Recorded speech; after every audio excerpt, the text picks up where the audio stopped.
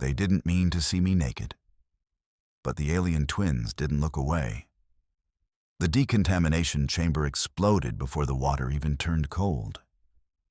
Not a real explosion. No fire, no shrapnel. Just the panel beside the shower head going haywire, sparks popping like a string of cheap firecrackers, and the outer door blowing wide open with a pneumatic hiss that echoed through the whole forward deck of the research vessel Equinox. And there stood Lieutenant Cole Hartman, 31 years old, 3 months into the most important xenobiology mission in human history, with absolutely nothing between him and the 2 alien observers assigned to document human biology. Nothing. Not a towel. Not a panel. Not dignity. The twins, the ones the crew had started calling Viel and Rael because nobody could pronounce their actual designations without dislocating a jaw, stood in the corridor exactly 4 feet away. Their luminescent eyes, pale gold and slit-pupilled like cats who had learned geometry, locked onto him with the focused intensity of 2 scientists watching a rare specimen do something unexpected. They did not look away.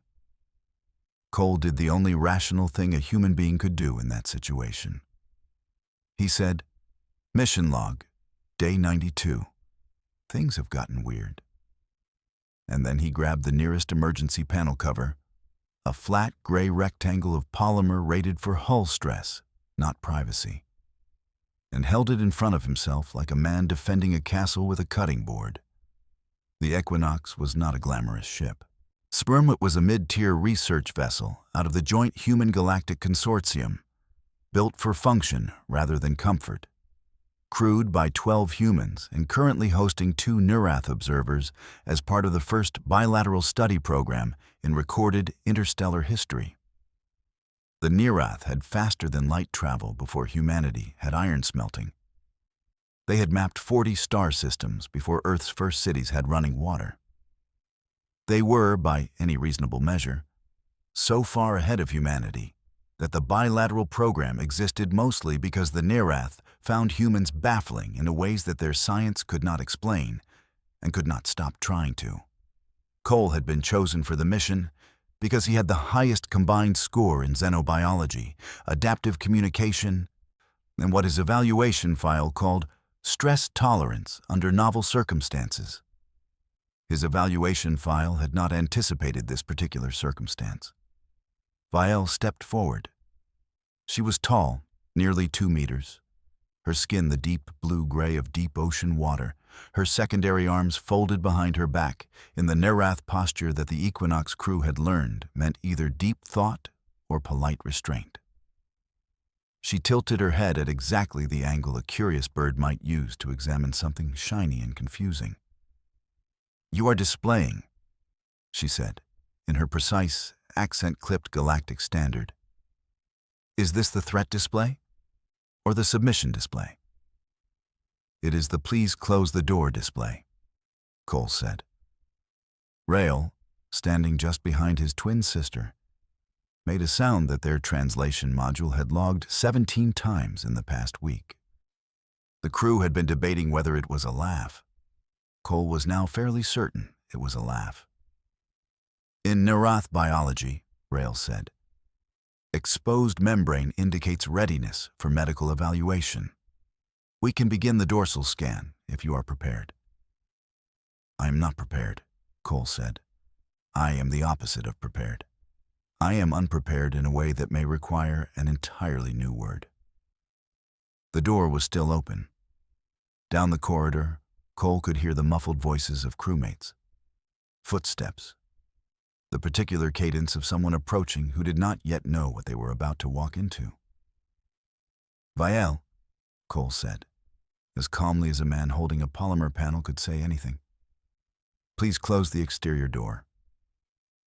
She looked at the door. She looked at Cole. She performed the Neurath equivalent of a shrug, which involved a ripple across her secondary shoulder musculature that made her look briefly like something from a nature documentary. The door sensors read no biological contamination. Closing is not protocol indicated. Close it anyway. That would be a deviation from procedure. Vial? Yes. Close the door. Another ripple. She turned and closed the door. The footsteps in the corridor stopped, reversed, and retreated. Someone had made an excellent decision. Cole exhaled. The panel cover was not getting lighter. His arm was already tired. Rael had produced a small recording device, a flat disc about the size of a coin that floated at eye level and pulsed with a soft amber light when active. It was active. "You are being documented," Cole said. "Yes," Rael said. "This event is scientifically significant." "In what possible way?" "Humans," Rael said, consulting a secondary device clipped to his forearm, "have 47 documented physiological responses to unexpected exposure. We have observed 6 of them in the last 90 seconds. This is a high-yield observation window." Cole stared at him. The polymer panel held steady. "Write this down," Cole said. "Response 48. The subject considers walking out an airlock voluntarily." Rael made the laugh sound again. This time, Vial made it too. And the thing was, Cole had been briefed. Months of cultural orientation, behavioral mapping, communication theory. He knew the Nerath were not trying to embarrass him. They had no concept of embarrassment that mapped to the human version. Their bodies were not private in the way human bodies were. They did not have the architecture of shame that humanity had spent 10,000 years constructing, decorating, and occasionally burning down. They were not laughing at him. They were delighted by him. That was somehow worse, and somehow better. And the combination of those two things sat in his chest like something he did not have a word for yet. "Could you," he said very carefully, "turn off the recording device?" Vial and Rael exchanged a look. It was the kind of look that crossed species lines without any translation required. The kind that meant, "We are deciding something about you right now." "Yes," Vial said. The amber light went dark. Cole lowered the panel. Not all the way, halfway, a gesture of tentative trust. "Thank you," he said. "You are welcome, Cole Hartman," Vial said, and in the way she said his name, with that precise, careful emphasis, like she was filing it somewhere important, made the polymer panel feel very small indeed. Down the corridor, the ship hummed. The stars held their positions. The Equinox moved on through the dark at a speed human physics had spent centuries insisting was impossible. And the 3 of them stood there in the aftermath of a broken decontamination unit. In the particular silence of people who have accidentally crossed a threshold they cannot uncross, figuring out what comes next. Cole Hartman had no idea what came next. He was, however, no longer entirely sure he wanted the door closed. Part 2. Then the story had made it to the mess hall before Cole had finished toweling off. He knew because when he walked in 20 minutes later, wearing a full flight suit sealed to the collar like he was personally offended by exposed skin, Lieutenant Dana Morrow nearly choked on her coffee.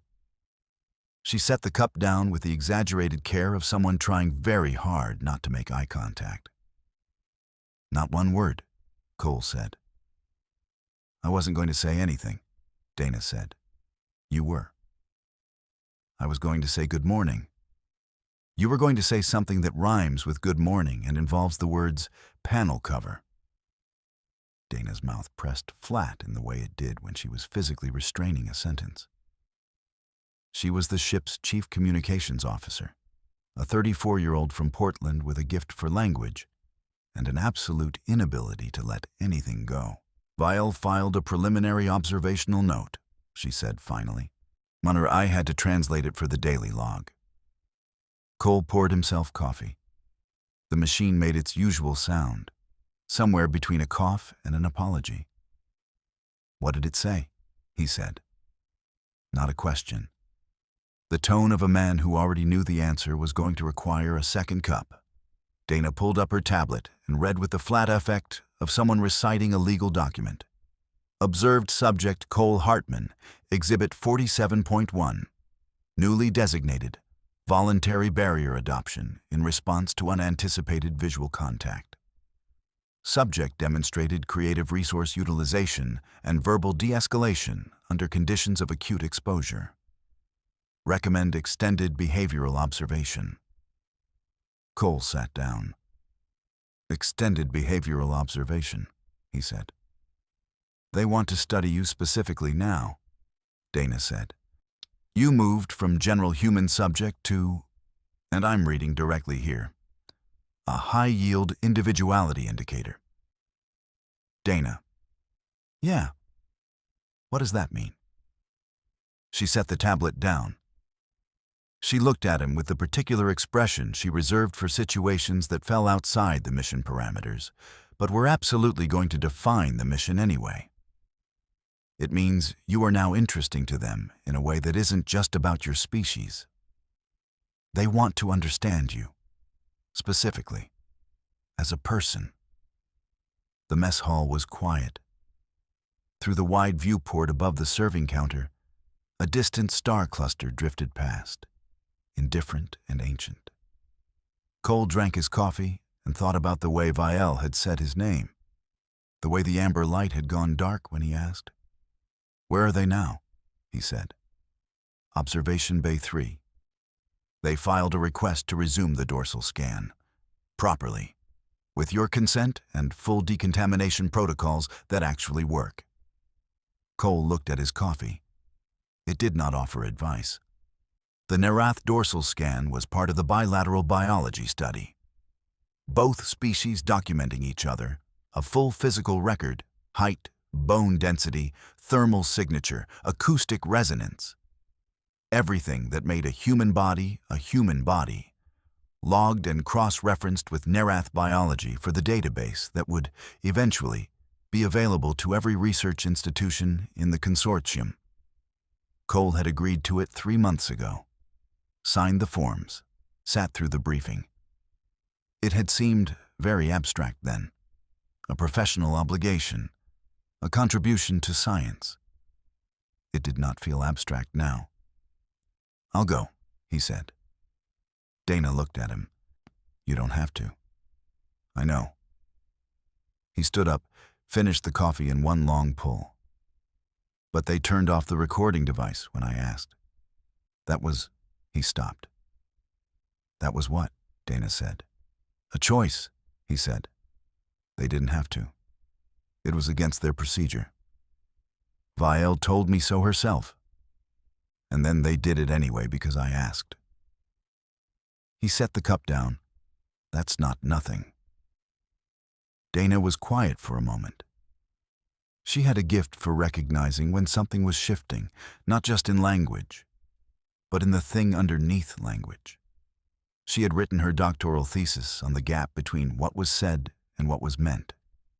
It had taken her to 3 planets and one very complicated professional relationship she didn't talk about. Be careful, she said. Not a warning, more like a compass setting. Always, Cole said. Not a reassurance, more like a habit. Observation Bay 3 was on the port side, 1 level below the main research deck.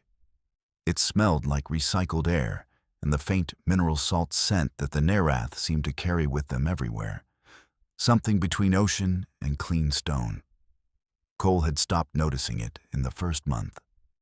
Now he noticed it again, the way you notice something when your attention has been reorganized. Vielle and Rael were waiting.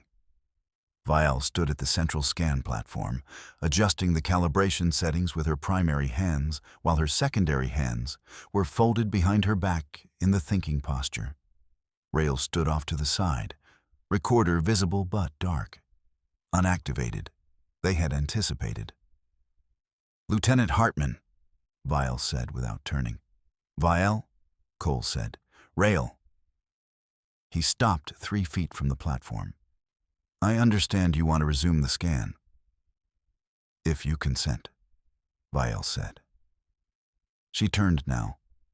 Her gold eyes were steady, measuring, but there was something at the edge of them that the behavioral guides had not named yet. Consent is required. We will not proceed without it. I know, Cole said. I'm consenting. He stepped onto the platform. The scanner hummed to life, a low circular array that moved around him without touching, mapping everything without contact. A beam of light doing the work that 1,000 years ago would have required hands. It was clinical. It was orderly. It was everything the corridor incident had not been. And yet, Rael moved to the secondary console, pulling up the parallel Nerath data for cross-referencing. His movements were precise, professional. But twice, Cole caught him glancing up from the console, not at the scan data, but at Cole directly, not with the wide-open curiosity of the corridor. Something quieter, the kind of looking that meant a question was forming. You can ask, Cole said. Rael's secondary shoulder muscles shifted. You came back, he said, after the incident of unanticipated exposure. Most human subjects in our prior documentation withdrew from bilateral contact following high-stress interaction. You returned. You turned off the recorder, Cole said. That is not a sufficient explanation by human behavioral models, Rael said. Our documentation indicates that trust repair in humans requires multiple successful low-stress interactions before high-stress engagement resumes. Your documentation is mostly right, Cole said. Yeah, but you're reading it backwards. Both twins went still. What I mean, Cole said, watching the scanner hum its slow circle, is that coming back is not the end of the trust process. It's the beginning. You don't know you trust something until you test it. This morning was the test. Viel had stopped adjusting calibrations. She was listening in that particular Nerath way, where the secondary arms came unfolded and the whole posture opened slightly, like a door someone forgot to latch. You tested us, she said. You passed, Cole said. The scanner finished its first rotation. The data began populating on the display: human bone density, thermal gradient, cellular resonance patterns that had no Nerath equivalent and would require entirely new vocabulary to describe. Rael looked at the data for a long moment. Then he looked at Cole. We have been observing humans for 11 months across 6 vessels, he said. You are the first subject to describe trust as a test with a result. Most people don't say it out loud, Cole said. Doesn't mean they're not running it. The scan completed. The array powered down. The room held the particular quiet of information that had been gathered and had not yet been understood. The dorsal data is excellent, Viel said. She was looking at the display, but her voice had picked up something it had not had before. Not warmer, exactly. More precise. The way a scientist sounds when a hypothesis that they didn't know they had just turned out to be correct. We will need 3 additional sessions to complete the bilateral record. I'll be here, Cole said. He stepped off the platform. He was almost to the door when Rael spoke again. Must Cole Hartman, he said. Cole stopped. The corridor this morning, Rael said. We understand that it was uncomfortable for you. The Nerath concept does not have a direct equivalent to the human experience of that discomfort. We have been attempting to map it since the incident occurred. And, Cole said, we believe, Rael said, that the closest Nerath equivalent is the state of being seen when one has not prepared a self to be seen. The door was right there. 3 steps. Cole stood very still. Yeah, he said. That's exactly what it is. He left. The door closed behind him. The mineral salt air went with him all the way down the corridor, clinging to his flight suit like something that had decided, without being invited, to come along. Part 3. The Equinox was 3 weeks from the relay station at Beta Crucis when the main communication array started making a sound it was not supposed to make. It wasn't an alarm. The ship had alarms.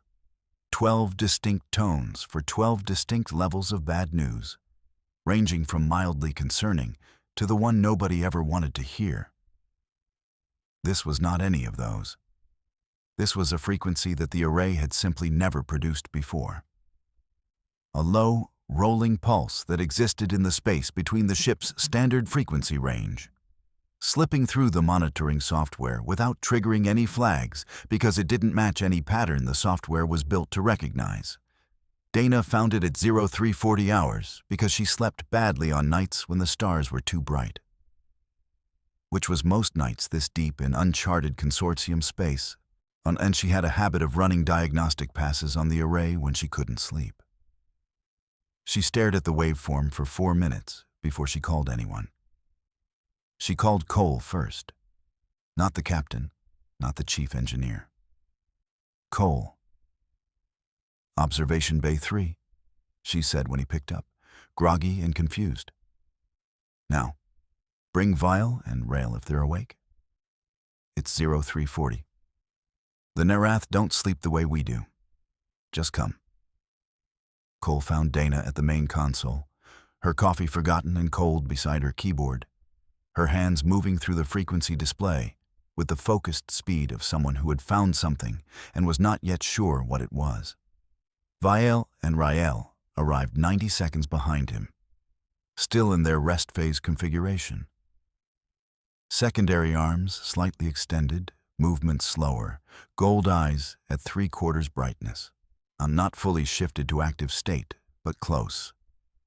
What are we looking at? Cole said. Dana pulled the waveform up on the large display. The rolling pulse filled the screen, its pattern irregular in a way that did not feel random.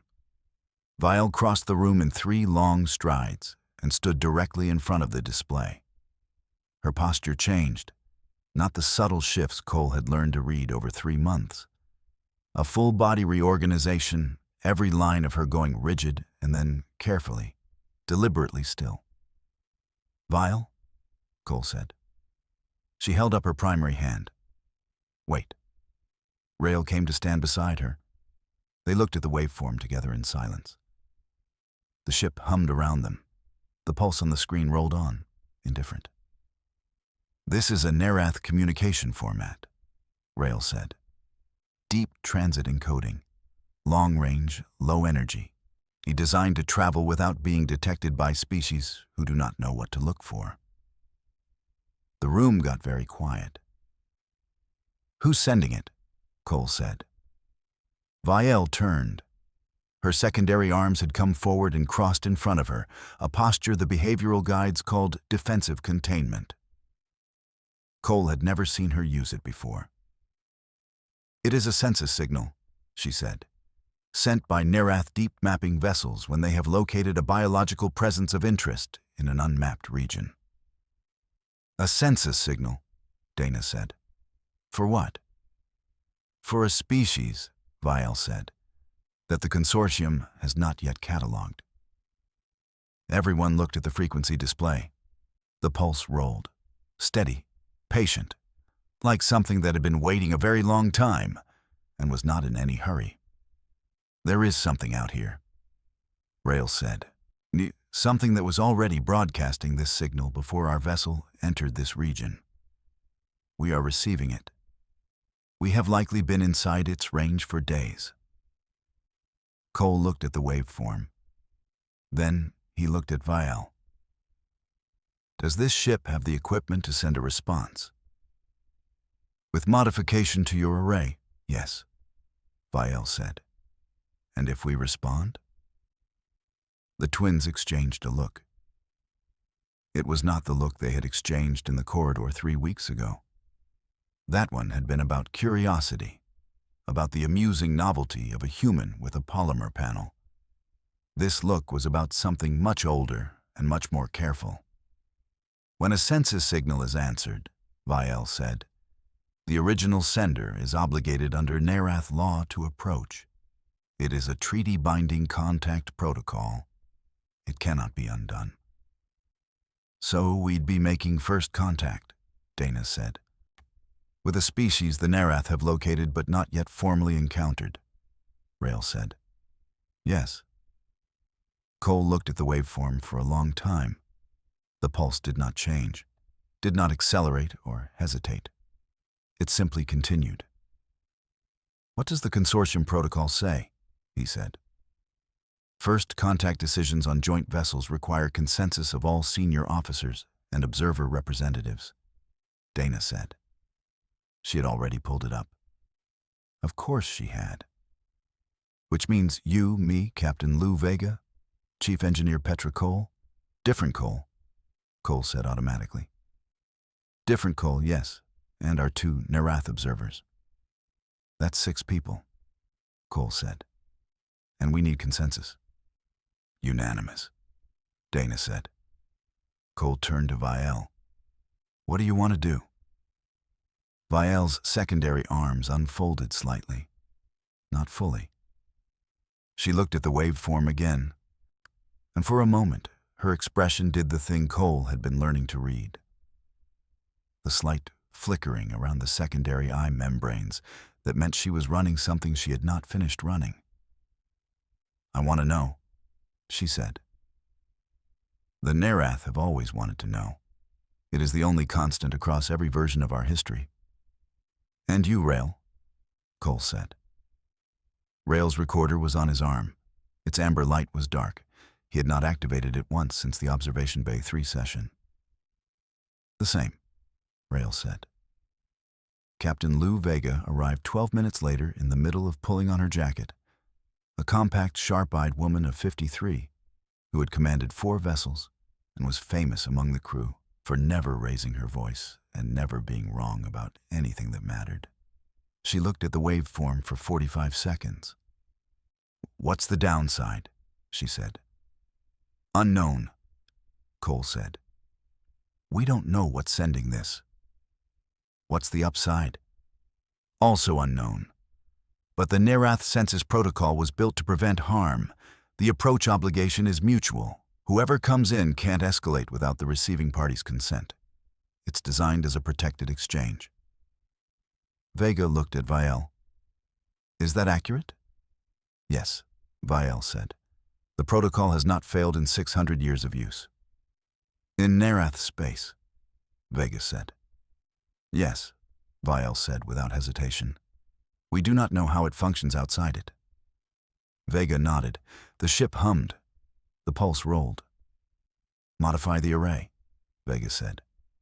But I want every defensive system on passive standby before we send a single watt. Nobody sleeps until we know what answers back. Dana was already at the array console, pulling up the modification parameters. Petra Cole, the other Cole, the engineer, arrived at 0412 with coffee for everyone. Took one look at the display, set the coffee down, and started working without asking any questions, which was exactly why she was chief engineer. Cole stood beside Viel while the work happened around them. She was watching the waveform with the focused attention of someone reading a long letter they had been waiting for. You've done this before, Cole said. First contact. 4 times, she said. In training simulations, never in the field. Me neither. No human has, she said, not unkindly. First time for everything, Cole said. Viel's secondary shoulder muscles shifted. He was 90% sure it was a smile. At 0521, the array was ready. The modified signal sat in the queue. A clean answer to the census pulse, carrying only the basic consortium identifier. Inhabited vessel, multi-species, seeking dialogue. Vega stood at the center console. She looked at each of them in turn. All in favor, she said. 6 hands. 2 sets of primary Nerath hands. 4 human ones. Donna sent the signal. The pulse on the display changed immediately. Not the signal going out. That was clean and instant. The incoming waveform. It shifted, deepened, like something that had been asleep had felt a vibration and lifted its head. Nobody in the room said anything. The equinox moved through the dark. Whatever was out there moved in response. And Cole, standing beside an alien observer in a cold observation bay, with bad lighting and good coffee going cold beside the console, felt the same thing he had felt 3 weeks ago in a different corridor with nothing but a polymer panel between himself and something he had not prepared to face. Seen. Not uncomfortable this time. Just seen. Part 4. The signal that came back was not what any of them had prepared for. First contact protocols, both human and Nerath, operated on certain shared assumptions.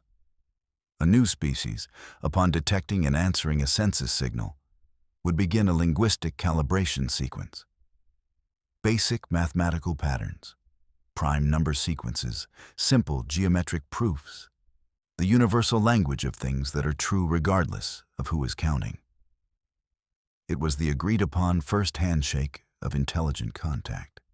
Every civilization that had ever successfully made first contact had used some version of it. What came back was a voice, thus not translated, not encoded. A voice broadcasting on the same frequency as the census signal, in clear, unaccented galactic standard, the consortium's common tongue, as fluent and precise as if the speaker had grown up with it. "Equinox," the voice said. "We have been waiting for a joint vessel. We were beginning to think one would not come."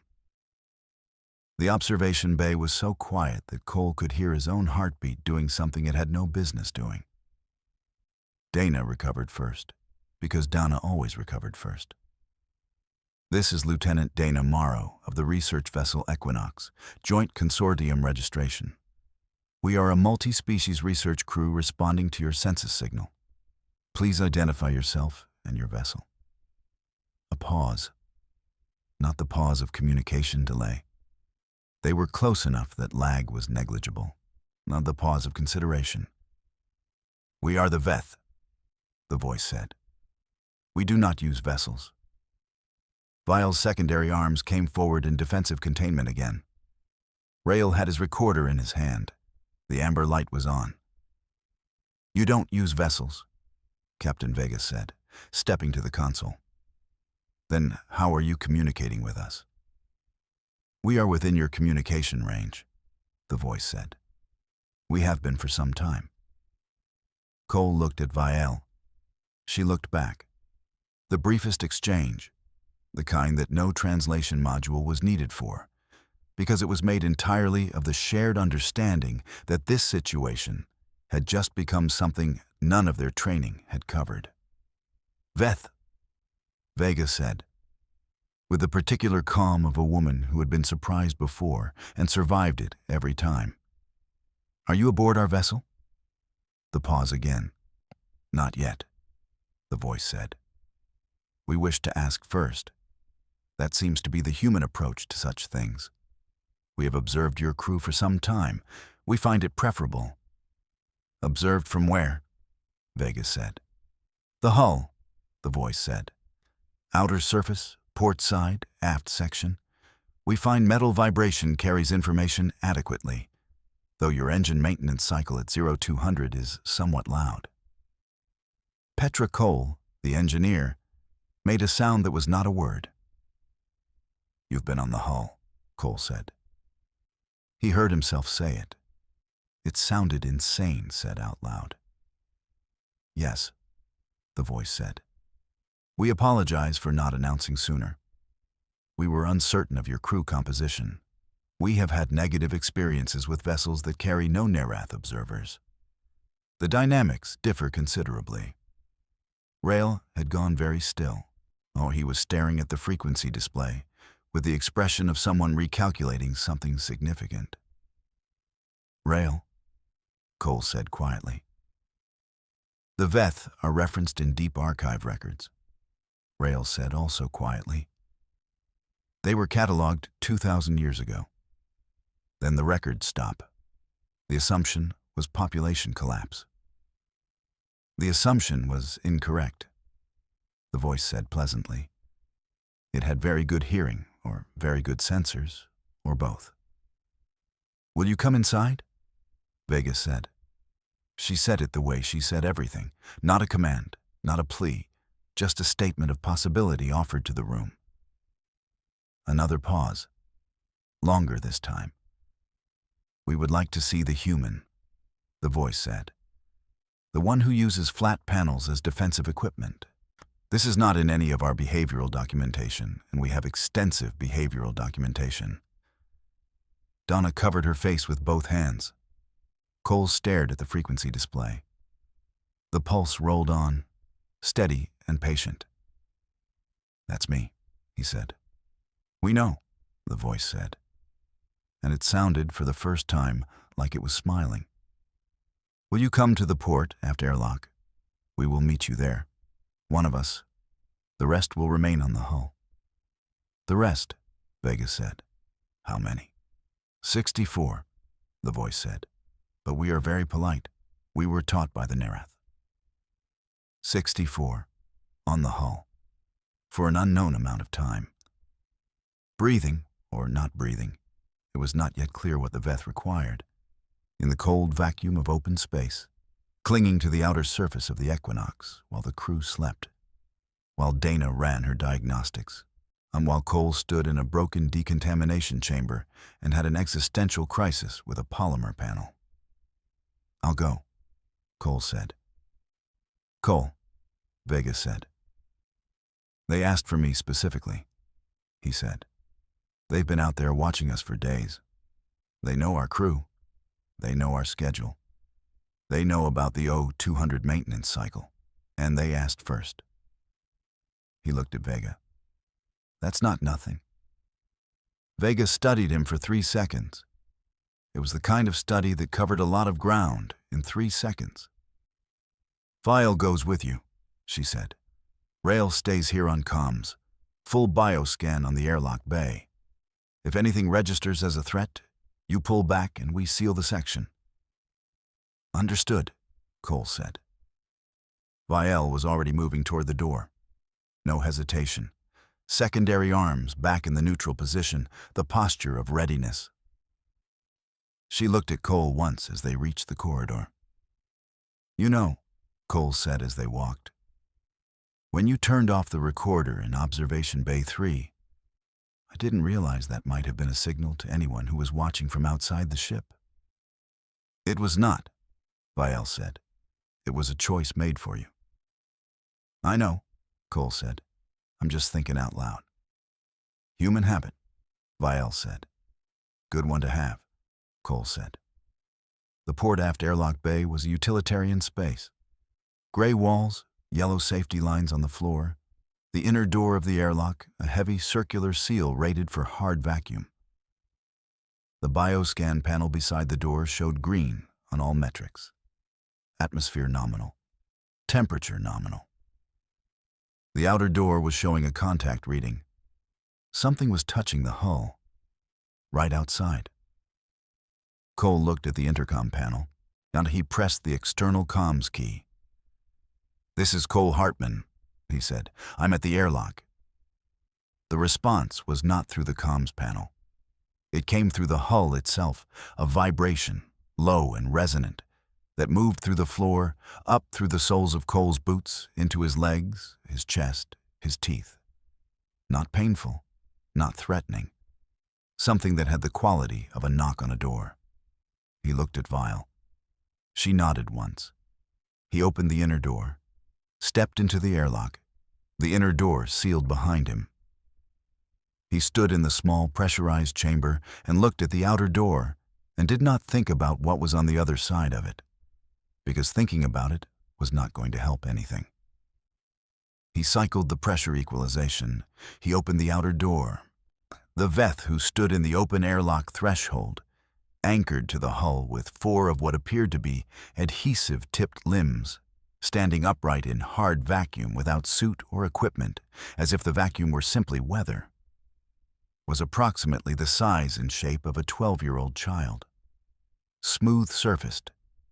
No visible features that mapped to human face geometry except two reflective patches at the top of the head that might have been eyes. It looked at Cole. He looked at it.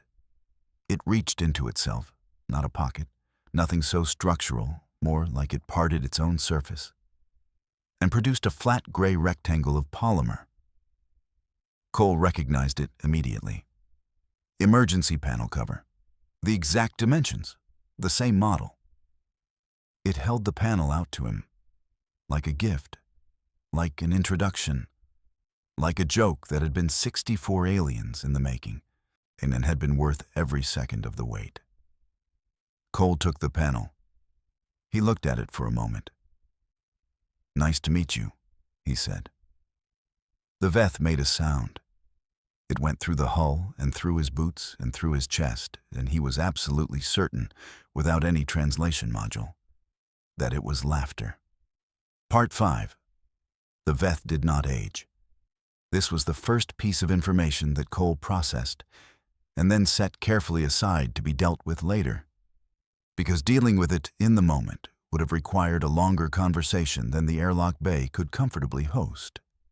The second piece of information was that the Veth had been following the equinox for 11 days, which meant they had been on the hull before the equinox had entered this region of space, which meant the region of space was not as uncharted as the consortium map suggested. The third piece of information, delivered by the Veth called Pale Anchor, the closest translation of a name that existed in vibration rather than sound, was that 63 others had been watching through hull resonance every time the equinox communicated, and had been composing questions for 11 days, and Pale Anchor had been elected to ask them because Pale Anchor had lost a bet. This information arrived in stages over the next 6 hours, as Pale Anchor came inside, sat in the briefing room on a chair that it did not quite fit, too narrow for the way it distributed its weight, so which was apparently adjustable, and proceeded to ask the Equinox crew questions with the focused intensity of someone who had waited a very long time to ask them and intended to get full value. Most of the questions were directed at Cole. "Why the panel?" was the first one. "Instinct," Cole said. "Instinct to cover the ventral surface specifically," Pale Anchor said, its voice now coming through the translation module rather than hull vibration, slightly flatter, but workable. "We have observed 412 human beings across 12 vessels over the last 2 centuries. This is the first instance of emergency resource utilization for that specific purpose. It is generating significant discussion among us." 2 centuries, Dana said, from her position at the briefing room console. She had given up pretending to work and was openly just watching. "You've been watching human ships for 200 years. "We watch everyone," Pale Anchor said. "We watched the Nerath for 600 years before they knew we existed. We found the census signal a more efficient method eventually. Its reflective patches shifted toward Vial. You taught it well." Vial's secondary arms did a thing that Cole was beginning to recognize as the Nerath equivalent of being caught off guard by a compliment. She said nothing, which was itself information. "Why watch?" Captain Vega said. She was at the head of the table, jacket finally fully on, coffee properly hot this time. "If you can travel without vessels, if you don't require consortium infrastructure, why watch other species at all?" Pale Anchor turned its surface toward Vega. The motion was fluid in a way that bones would not allow. "We are the oldest cataloged species in this region," Pale Anchor said. "We watched the Nerath emerge. We watched 7 other species emerge and not survive their emergence. We watch because we remember what it costs when no one does." The briefing room was quiet. 7 species, Rail said carefully. The Deep Archive records 9 pre-Nerath civilizations in this region. 2 are attributed to natural stellar events. 7 did not survive themselves, Pale Anchor said. Yes, we know the records. We contributed 3 of the 9 entries, anonymously, because the Nerath archivists were getting the stellar event attributions wrong, and it seemed important to correct the record. Cole looked at Pale Anchor, at the reflective patches that might be eyes, and at the panel covers sitting on the briefing table between them, the one Pale Anchor had brought as an introduction. You've been shepherding us, Cole said. Humans. Observing, Pale Anchor said. There's a difference. Yes, Pale Anchor said. We have not intervened. In 2 centuries. We have watched you build infrastructure, establish protocols, make contact with the Nerath, lose contact with the Nerath, re-establish contact, join the consortium, and then send vessels into uncharted space with 12 people and several very confident maps. A pause. The maps are consistently optimistic. We know, Petra said from the corner. We have debated intervention, Pale Anchor continued. 64 of us, over 2 centuries, debating intervention. The humans are the fastest developing species we have documented. Orcs also the most. Another pause, longer than the others. The word in Galactic Standard is not quite right. The closest is improvised. Improvised, Cole said. You do not always have a plan, Pale Anchor said, and you proceed anyway. This has led to significant negative outcomes. It has also led to outcomes we did not predict and could not have planned ourselves. Its surface shifted, a full-body motion, slow and deliberate. When the Nerath observer turned off the recording device in Observation Bay 3. We did not predict that. Our models said the protocol would be followed. It was not. Vielle went still. You were watching Observation Bay 3, Cole said. Hull resonance, Pale Anchor said. Vibration carries. We did not intend to observe a private exchange. We were monitoring the scan for biological data, and we heard the request and the response. And, Cole said. And, Pale Anchor said, it recalibrated our assessment of this vessel. Specifically, the decision to turn off the recording was made by an observer who had both procedural obligation and personal choice available simultaneously. She chose the personal choice. In Nerath behavioral documentation, personal choice overriding procedure is a rare event. It is considered a marker of individual development.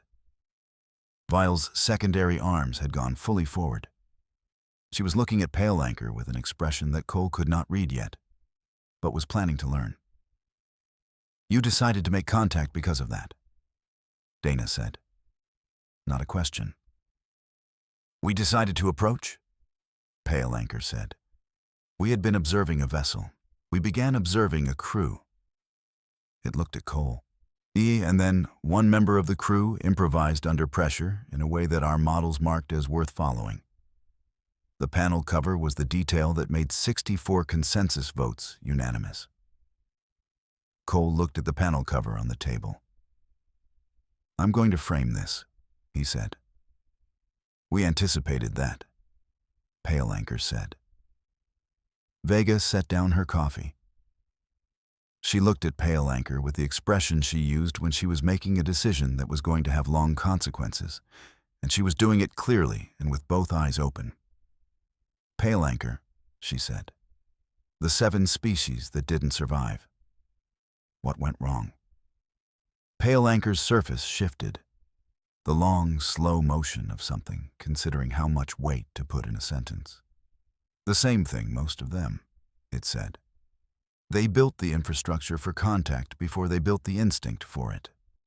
They had the technology before they had the choice that your observer made in Observation Bay 3. They could reach other species before they could choose to listen to one. It paused. They were technically capable and individually undeveloped. And us, Vega said. You are individually interesting, Pale Anchor said. That is not a guarantee, but it is the right direction. The ship hummed around them. Outside the viewport, the stars that had been in the same positions for the entire mission looked, for the first time, like something that had been watching back. Cole picked up the panel cover. It was exactly the same model as the one from the decontamination bay. Pale Anchor had sourced it from somewhere or manufactured it. Astor carried it for 11 days on the hull of the Equinox in open vacuum just to have it ready for this moment. How did you know I'd be the one who came to the airlock? Cole said. We did not, Pale Anchor said. We hoped. We have found that the one who improvises is usually the one who moves toward the unknown rather than away from it. It has held true across 412 humans. A pause. You are 413. Vielle made the laugh sound. The real one. Not the polite, contained version Cole had heard in the corridor. Not the professional version from the observation bay. The full one, unguarded, filling the briefing room with something bright and sudden that made Pale Anchor's surface shift in response. A ripple that moved through its whole form like a stone dropped in still water. Adrail's recorder was on the table. Its amber light was dark. He had not turned it on once. I have a question, Vielle said. She was looking at Pale Anchor with the expression Cole had been trying to name for 3 weeks and had finally, in this moment, located. It was the expression of a scientist who has found something that requires entirely new vocabulary. In 600 years of Nerath observation, did you ever consider contacting us? Many times, Pale Anchor said. And you were always moving too fast, Pale Anchor said. You had excellent maps and excellent systems and excellent protocols. You were building infrastructure and establishing procedures, and you were very sure of your direction. It looked at Vielle and then at Cole. And then, and the look went back and forth between them for a moment, in a way that was difficult to interpret and impossible to ignore. It was not until we observed a Nerath turn off a recorder for a human that we saw something that moved slower than your systems. Something personal. Another pause. That is worth making contact for. The panel cover was in Cole's hands. The stars held their positions outside the viewport. 63 Veth remained on the hull, patient as everything old and watching as patient, waiting in the cold for the briefing room to finish and the ship to move again. And Cole Hartman, who had started this mission with a high score in stress tolerance and a low score in expecting any of this, sat in the center of the most significant diplomatic moment in 2 centuries of human space travel. He holding a gray polymer rectangle that had become, somehow, the symbol of everything the oldest known species in the region had decided was worth the wait. He set it on the table between himself and Pale Anchor. So what now? He said. Pale Anchor's surface moved. Now, it said, we talk. We have 200 years of questions and you have... The reflective patches moved toward Vale, toward Dana, toward the viewport and the stars beyond it. All of this. That seems like a fair trade. It does, Cole said. The Equinox moved through the dark. Not alone, not anymore. In ways that the consortium maps had not accounted for and would need to be updated to reflect. And at the port-aft airlock, 63 shapes pressed lightly against the hull, feeling the vibration of voices inside, collecting it all, the way the oldest things do, not in records or frequencies or files, but in the body, in the memory that does not require a medium, because it simply is, patient and complete and waiting for the next moment worth remembering. There were many more to come.